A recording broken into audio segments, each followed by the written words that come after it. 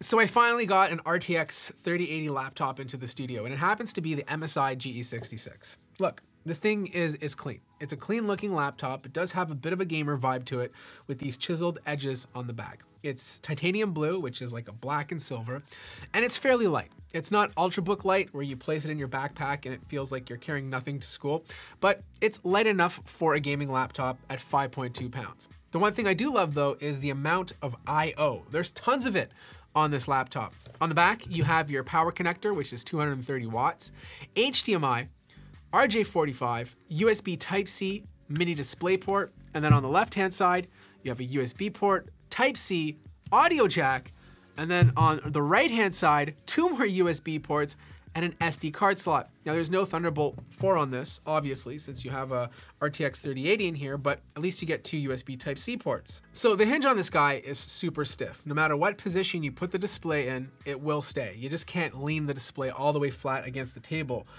Keyboard is really good in terms of like spacing and typing. It's just not my favorite keyboard to game on because I find the keys travel to be a bit too short just because they're making these gaming laptops thinner and thinner.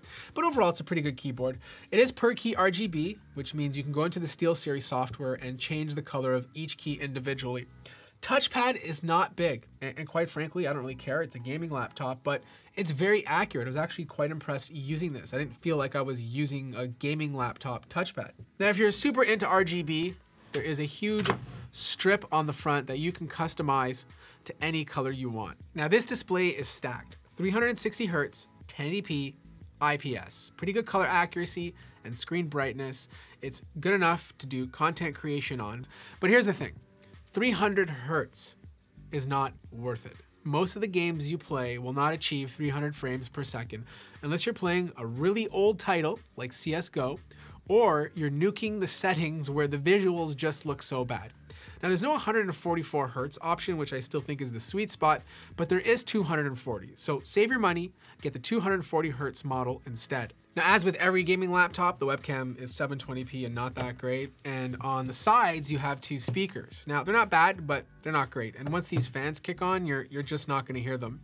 But the big deal about this thing is the performance. Inside of here is an RTX 3080. And I know, it's paired with an i7-10870H Intel processor, which I know a lot of you are gonna be like, no AMD, no buy. But MSI has managed to really push it. Like, I'm seeing really good multi-core and single-threaded clock speeds on this processor compared to equivalent Intel models. And if you're just gaming, right? If you're just gaming, it truly doesn't matter if you go Intel or AMD. Like, the GPU is gonna be doing most of the work when you game over 1080p. But this RTX 3080 does offer some very sweet performance. I saw a nice performance jump between the 2 RTX 3070 laptops I tested and this one. Now, the wattage it's pushing out is 115 watts plus 15 watts of boost, so a total of 130. And I'm sure there's other RTX 3080 laptops that are obviously going to beat this because they're gonna push their GPUs more. But based on my heat tests, this thing was kind of getting a little hot. Like, I'm not too concerned. There was a bit of thermal throttling, but not to the point where it affected the game. Temperatures did get up to about 94 or 95 degrees Celsius, but MSI is letting this laptop to boost the CPU up to 90 watts. You know, then it kind of just settles down around 60 or 70. And that's a lot of performance and a lot of heat being produced. But that also means you're getting maximum performance out of this laptop.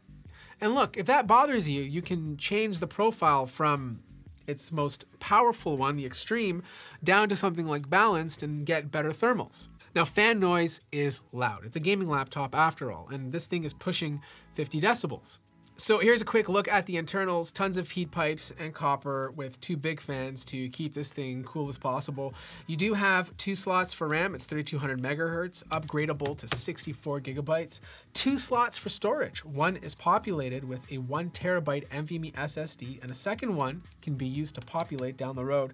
Now, MSI claims that this is the first laptop to include a Wi-Fi 6E card. So if you're upgrading your router with Wi-Fi 6E, this laptop is going to be able to take advantage of it.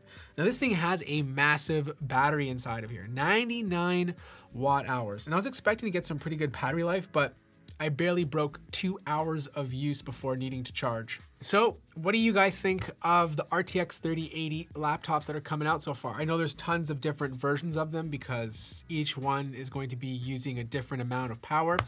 But this one at 115 watts with a 15 watt boost is pushing out some nice performance results. Now it's hard to say if this is going to be one of the better RTX 3080s to buy because I need more to get in, but overall I'm pretty impressed with it. You know, like it gave me good performance. I didn't have any major issues. The only major complaint is the CPU can get a bit hot, but of course you can control that using MSI's control center. So if you have any more questions about this or any other laptop that I get into the studio, let me know in the comments below. Like the video if you liked it, subscribe if you haven't already, and I'll see you guys in the next video.